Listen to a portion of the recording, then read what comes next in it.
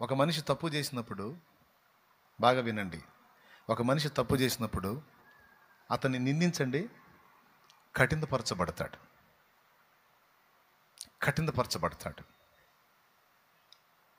క్షమించి ప్రేమించండి,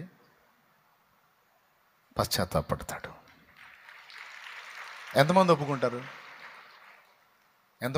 నిజంగా ఒప్పుకుంటారా మీరు? నిందించండి, నువ్వు తేడా నిందించండి, కఠినపరచబడతారు. నేను తేడా అంటే ఇంక తేడా చేయని వాళ్ళు ఎవరున్నారు? అందరు తేడానే అని ఇంకా కఠినపరచబడి దుర్మార్గంగా మారిపోతారు. కానీ క్షమించి క్షమించండి. ఇగో నువ్వు తేడా పడ్డావు, చాలా పెద్ద ద్రోహమే చేశావు, అయినా నేను నిన్ను ప్రేమిస్తున్నాను అను. గుండె పగిలిపోద్ది.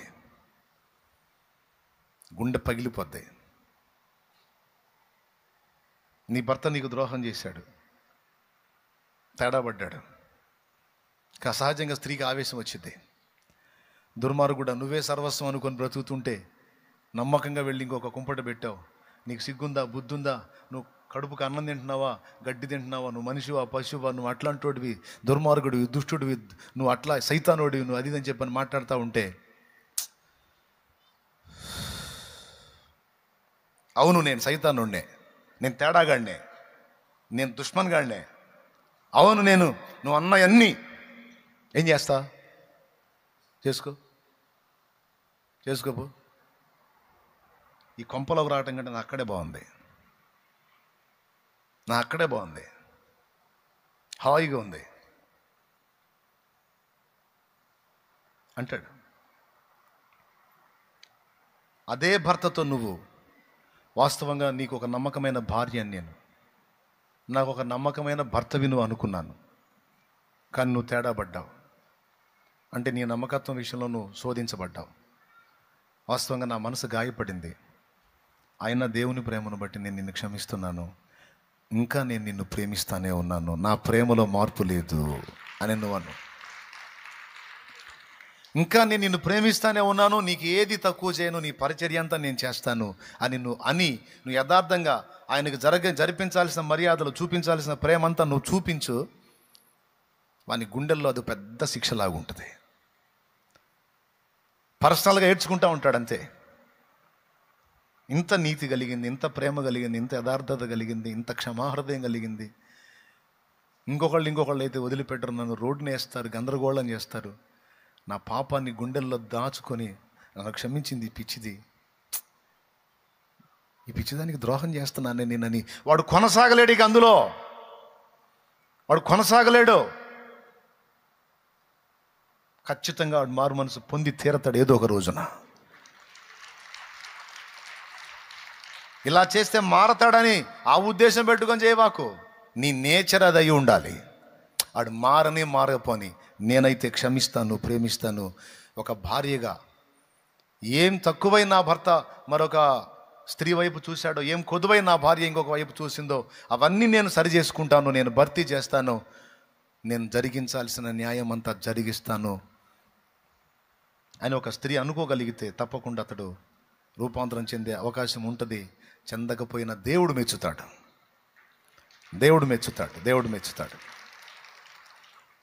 అంటే ఇప్పుడు ఏం చెబుతున్నా, వాళ్ళు ఇష్టం వచ్చినట్టు తిరిగినా పర్లేదు, వదిలేయమంటావు.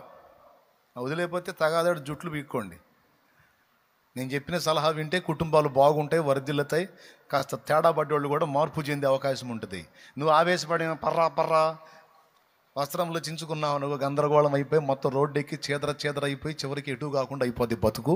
ఆల్రెడీ కొంతమంది బతుకులు అట్టాయి, రోడ్లు పాలు అయ్యారు. అందుకే అవన్నీ చూసి చెప్తున్నా. పేతురు తేడా పడ్డాడు. కానీ పేతుర్ని యేసయ్య చూసే సన్నివేశాన్ని తండ్రి రప్పించాడు. కానీ యూదా ఇస్కరియోతును మళ్ళా యేసు కలుసుకునే సన్నివేశం దొరకలా. ఒకవేళ అదే విధంగా యూదా ఇస్కరియోతు కూడా యేసు ప్రభుని ఎదుర్కొనే సన్నివేశం కానీ ఏర్పడ్డట్టయితే యూదాకెళ్ళి కూడా చూసేవాడు. అవసరమైతే యేసయ్య పెద్దగా అరిచి చెప్పేవాడు, ఏమని తెలుసా? యూదా నీకు నువ్వు హాని చేసుకోవద్దు, నేను ఇంకా నిన్ను ప్రేమిస్తున్నాను అని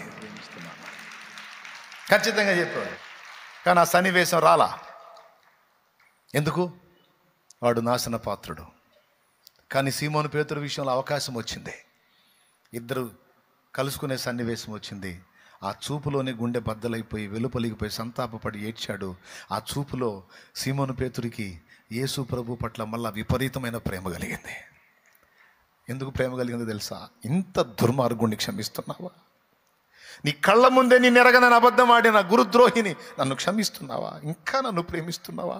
ఇంకా నీ దృష్టి నా మీద ఉందా? ఇంకా నీ దృష్టి నా మీదే ఉందా? ఇంకా నన్ను గమనిస్తున్నావా? ఇంకా నా వెంటబడుతున్నా? పనికిరానయ్యా నేను, నీకు ద్రోహినయ్యా నేను. ఇంకా ఎందుకయ్యా నా కోసం పరితపిస్తున్నావు?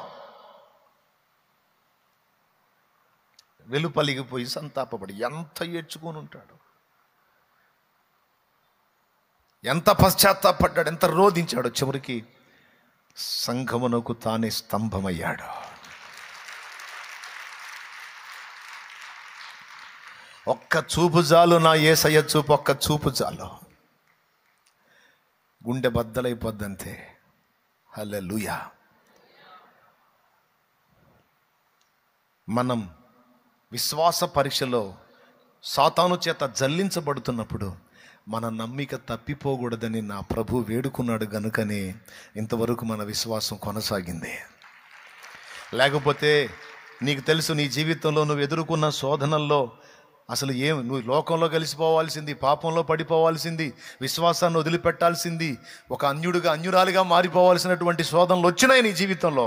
కానీ వచ్చినా అన్నిటిని అధిగమించి నో నో నో, నాకు యేసు చాలు, నాకు యేసు కావాలి, నేను యేసు కోసం నిలబడాలి, నాకు యేసు చాలు, నేను యేసును వదలలేను, నేను నా ప్రభువును వదలలేను, నా ప్రభువుని విడిచిపెట్టి బ్రతకలేను, ఈ లోకమంతా నన్ను వదిలిన, నాకు యేసు కావాలి, నాకు ప్రభువు కావాలి అనగలిగావు అంటే, ఆ మనసు నీలో వచ్చింది అంటే అది ఆయన విజ్ఞాపన ఫలితం. దేవునికి స్తోత్రం కలుగును గాక. ఎవరి విజ్ఞాపన ఫలితమో తెలుసా? నా యేసయ్య విజ్ఞాపన ఫలితం అది. ఎన్ని విషయాల కోసం అడుగుతున్నాడు అనుకున్నావు? నేను 4 చెప్పాను, ఇంకా బోల్డ్ అనే సంగతుల విషయంలో అడుగుతున్నాడు ఆయన.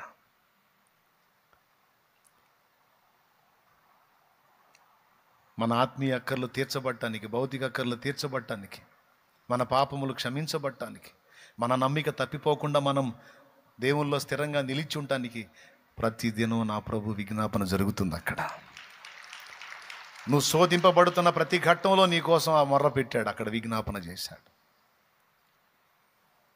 అందుకే సేవ్ అయ్యావు.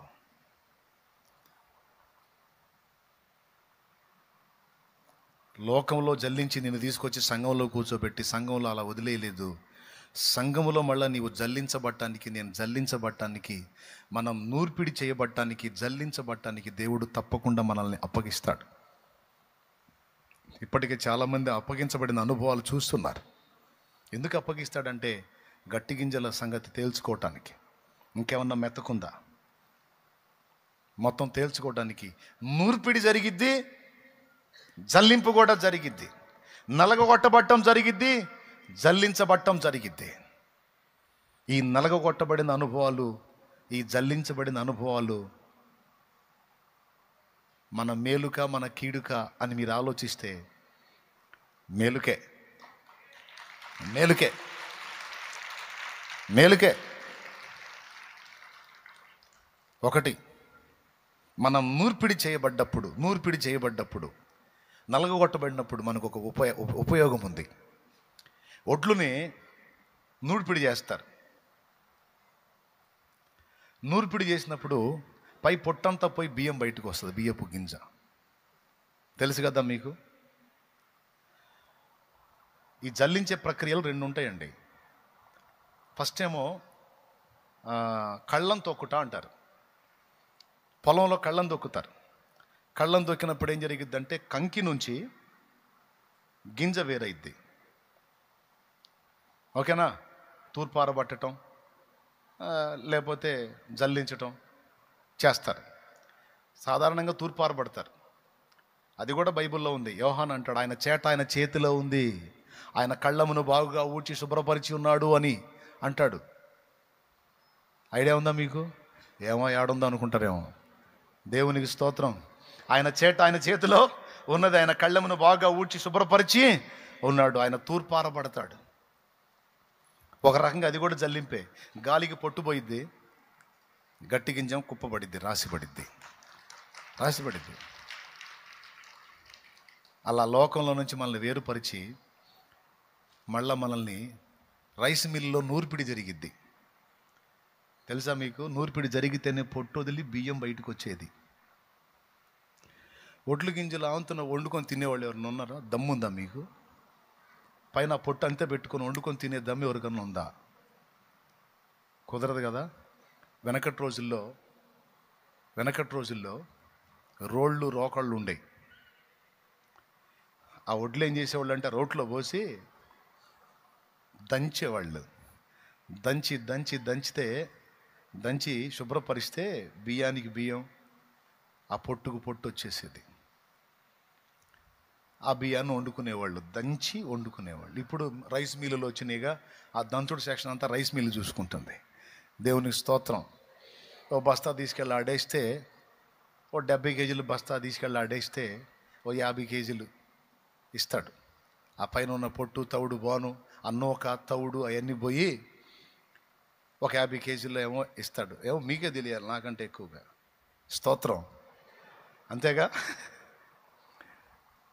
ఇది రెండోసారి జల్లింపు అంటారు దీన్ని. నూర్పిడి చేయబడుట ద్వారా, దంచబడుట ద్వారా మనం కొంచెం నొప్పిని భరించాల్సి ఉంటుంది, కానీ ఒక మేలైతే మనకు జరిగిద్ది. అదేమిటంటే మనకు అతుక్కొనున్న పొట్టు ఏదైతే ఉందో ఆ పొట్టు వదిలిపోయిద్ది. మనం శుభ్రపరచబడి యజమానుడు వినియోగించుకోవడానికి అర్హమైన పాత్రలుగా మార్చబడతాం. యజమానుడు వినియోగించుకోవటానికి, అనేక మంది ఆకలి తీర్చడానికి, అనేక మందికి ఆహారంగా మనల్ని మార్చడానికి అర్హమైన పాత్రలుగా మనం మార్చబడతాం. అది మన ద్వారా జరగాలంటే మనం దంచబడాలి, మళ్ళా జల్లించబడాలి. దేవునికి మహిమ. ఈ దంచి జల్లించే పని సైతానుగాడికి అప్పచెప్పాడు. దంచుకో. నువ్వు ఎంత దంచితే మా వాళ్ళు అంత మంచిది, నాకు పొట్టంతా వదిలిపోయిద్ది. దేవునికి స్తోత్రం. మళ్ళీ తగినంత కంటే మించి ఎక్కువ శోధింపబడినాడంట. మళ్ళీ రోలుంది కదా, అదే పనిగా దంచామనుకో, బియ్యం రావే, ఇక నూకలను కటింగ్ నూకలు, జీరు నూకలు అవి వస్తాయి. ఆ మాట కూడా బైబిల్లో ఉంది. 1 కొరింథీ పత్రిక 10వ అధ్యాయము 12వ వచనం. సాధారణంగా మనుషుల కలుగు శోధన తప్ప మరి ఏది మీకు సంభవింపలేదు. చదువు. దేవుడు నమ్మదగిన వాడు, మీరు సహింపగలిగినంత కంటే ఎక్కువగా ఆయన మిమ్మును శోధింపబడనీయడు. బియ్యం రేంజ్కి రానిస్తాడు కానీ నూకలు కానీడని. ఇంకా దంచాడని ఎక్కువ బియ్యం పిండి వచ్చింది బయటికి. ఇక బియ్యం పిండి అరిసెలు చేసుకోవడానికి తప్ప వండుకొని తింటానికి పని. దేవునికి స్తోత్రం. ఏమండి, ఎంత సీరియస్గా వింటున్నారా? లేకపోతే అట్లేం లేదుగా, తీసుకుంటారా? దంచబడిన అనుభవాలు కూడా ఉంటాయి మనకి. అయితే ఆయన ఏం చెబుతున్నాడో తెలుసా? ఎక్కువ ప్రెస్గా నేను పొట్టుపోయేంత వరకు నేను అవకాశం ఇస్తాను. ఆ ఎదవే కష్టపడి దంచుతూ ఉంటాడు, నాకేం చాలు, వాడికి అప్పచెబుతా, దంచుతూ ఉంటాడు. దంచే పని, నూర్చే పని, జల్లెడ పోసే పని వాడిది, ఎదవదే పని. నువ్వు నిగ్గుదేళ్తావు. నువ్వు నిగ్గుదేలినప్పుడు, నీ నీతి బయలుపరచబడ్డప్పుడు, నీ విశ్వాసం బయలుపరచబడ్డప్పుడు, పోరాటంలో నువ్వు గెలిచినప్పుడు మరి నీకు బహుమానం ఇవ్వద్దు. నేను ఇన్ని పోరాటాలు తట్టుకొని నిలబడ్డావు నా కుమారుడా, నా కుమారి అని నేను నిన్ను మెచ్చుకోవద్దు?